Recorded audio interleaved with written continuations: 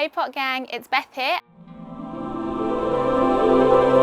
Today we're going to repot Saeeda the strawberry for the second time. Saeeda's been living in the small pot for the past couple of months, but now she's even bigger, even leafier. You can see she's got some flowers and some tiny fruits coming through, so it's definitely time to move her up a size. So in order to repot her today, we're going to need a medium pot, a saucer, if you added them, and some compost. To get going, grab your medium pot and start filling it up with compost.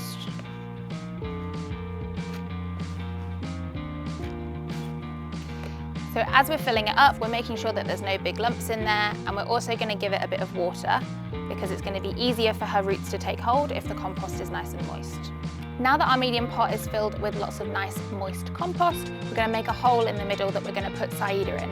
And the hole needs to be about the size of the small pot because the plant, her roots and all of her compost are going in with her. So next we're going to ease Saeeda out of her pot, and we're going to do this really gently because we've been lovingly growing her for months.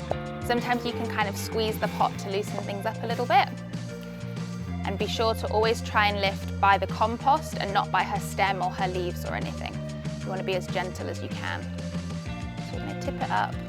Pushing on the bottom can also help with this as well. Get that pot. And you might see her roots are kind of wound round like this. That's another good sign that she's ready to move up a size. So we'll gently pop her in. Make sure she's nice and snug. Next, we're going to use some of this leftover compost to fill in the gaps around where we've put her, because we want it to be nice and full and a nice even surface at the top as well. So you'll see I'm just gently moving her leaves out the way, packing her compost in, getting her tucked in. Now that it's nice and warm outside, Saeeda can stay outdoors in a nice sunny spot. Saeeda likes her compost slightly moist at all times, so especially in this hot weather, you might need to be watering her quite regularly.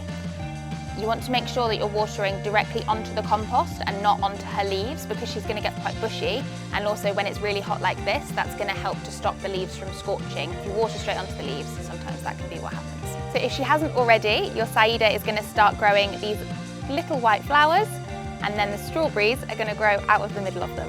And we're going to check back in with her in a couple of months when it's time to harvest those yummy strawberries.